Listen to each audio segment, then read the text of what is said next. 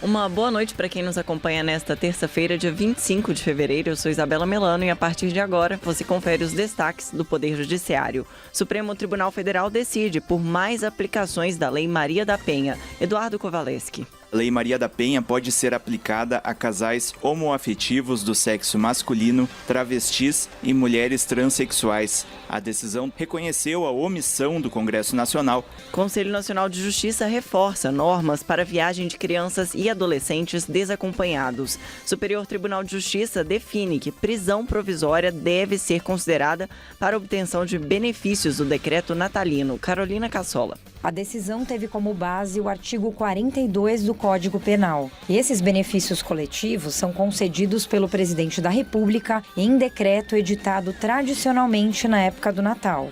E ainda, a STF deve se reunir com presidentes da Câmara dos Deputados e Senado para negociar liberação de emendas parlamentares. Agora são 6 horas e 13 minutos. O Radar da Justiça está no ar.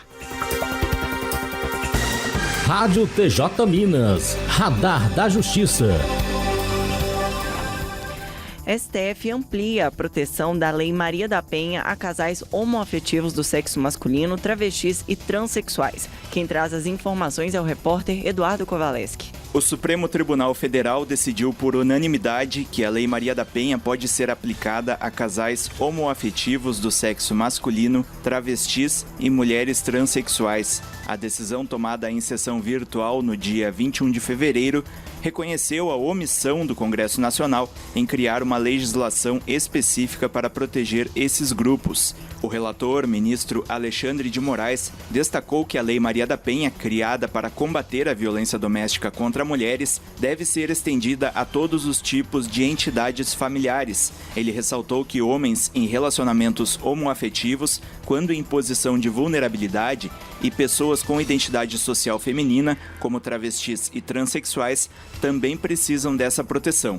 A decisão permite a aplicação de medidas protetivas de urgência, mas afasta sanções penais específicas para casos em que a vítima é mulher. O STF reforçou a necessidade de garantir direitos fundamentais a todos, independentemente de gênero ou orientação sexual, enquanto aguarda uma legislação mais abrangente.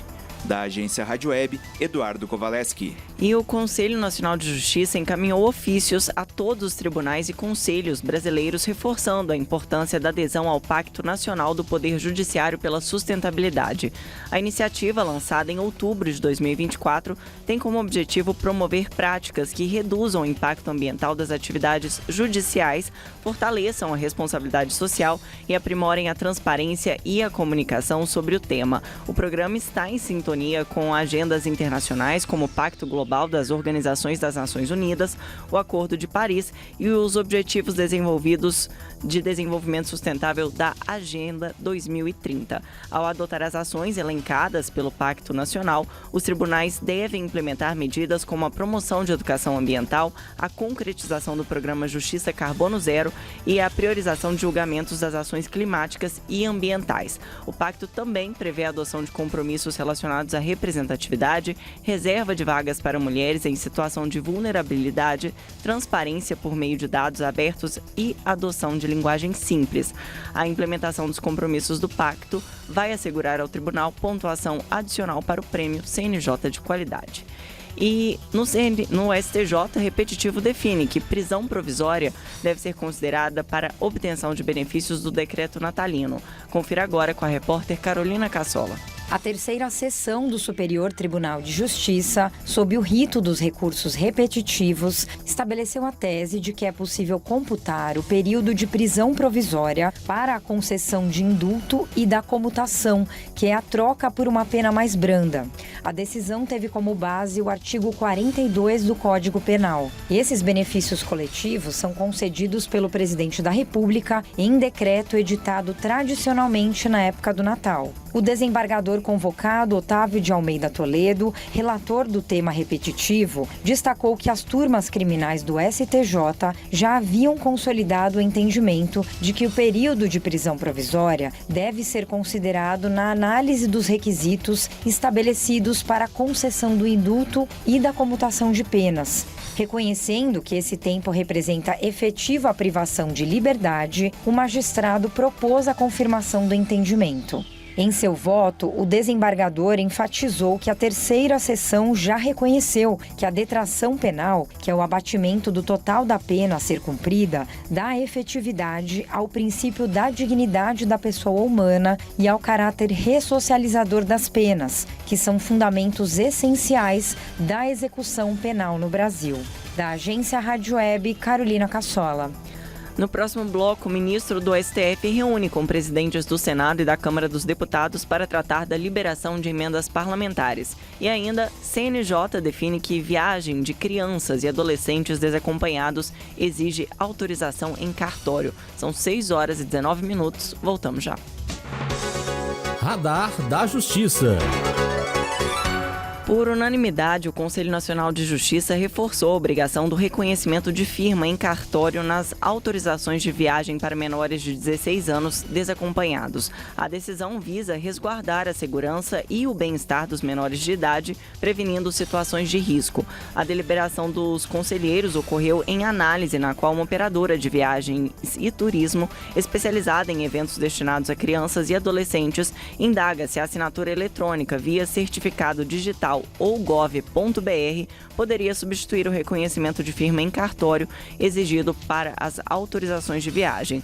No voto do conselheiro relator da consulta, Luiz Fernando Bandeira de Mello, ficou decidido que as autorizações de viagem devem ser realizadas por meio de escritura pública ou de documento particular com firma reconhecida por semelhança ou autenticidade, de forma física, em cartório ou de maneira eletrônica por meio da autorização eletrônica de viagem nacional e internacional de crianças e adolescentes de até 16 anos de idade, desacompanhados de ambos ou de um dos pais.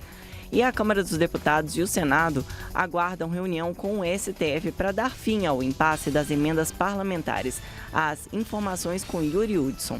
Em semana pré-carnaval, o Congresso Nacional enfrenta um impasse. Votações foram suspensas no Senado Federal à espera de um acordo com o Supremo Tribunal Federal. A paralisação ocorre enquanto o presidente do Senado, Davi Alcolumbre, e o presidente da Câmara dos Deputados, Hugo Mota, preparam uma reunião com o ministro Flávio Dino do STF, marcada para a próxima quinta-feira. O encontro busca discutir a liberação das emendas parlamentares que permanecem bloqueadas por decisão do ministro. A suspensão imposta no ano passado foi motivada pela falta de transparência na destinação dos recursos. O impasse não trava apenas as votações, mas também o avanço do orçamento deste ano que ainda não foi votado. E também programas essenciais do governo, como o Plano Safra. Com o esvaziamento típico da semana pré-carnaval, as reuniões de líderes no Senado devem ocorrer de forma remota. E a expectativa é de que votações sejam retomadas após um acordo com o STF. Agência Rádio Web de Brasília, Yuri Hudson. 6h21 a seguir, um giro pelos tribunais brasileiros. Radar da Justiça. Vamos agora saber o que é notícia nas cortes do Brasil. Justiça de São Paulo mantém condenação de homens por roubo e associação criminosa. Destaque de Mércia Lívia. A 13ª Câmara de Direito Criminal do Tribunal de Justiça de São Paulo manteve em parte decisão da primeira vara criminal de Franca, que condenou 2 homens por roubo e associação criminosa. A pena foi readequada para 11 anos e 1 mês de reclusão, em regime inicialmente fechado.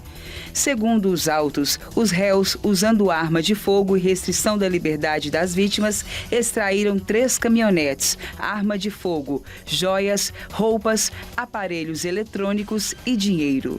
O projeto do Tribunal de Justiça da Bahia é ampliado e passa a oferecer serviços aos cidadãos. Cid Marcos. Após passar por 5 comarcas em 2024, a caravana do TJBA Mais Perto abre o calendário de 2025 em visita a Alagoinhas nos dias 10 e 11 de março, oferecendo registro de queixas pelos juizados especiais, consulta processual e audiências em processos de violência doméstica.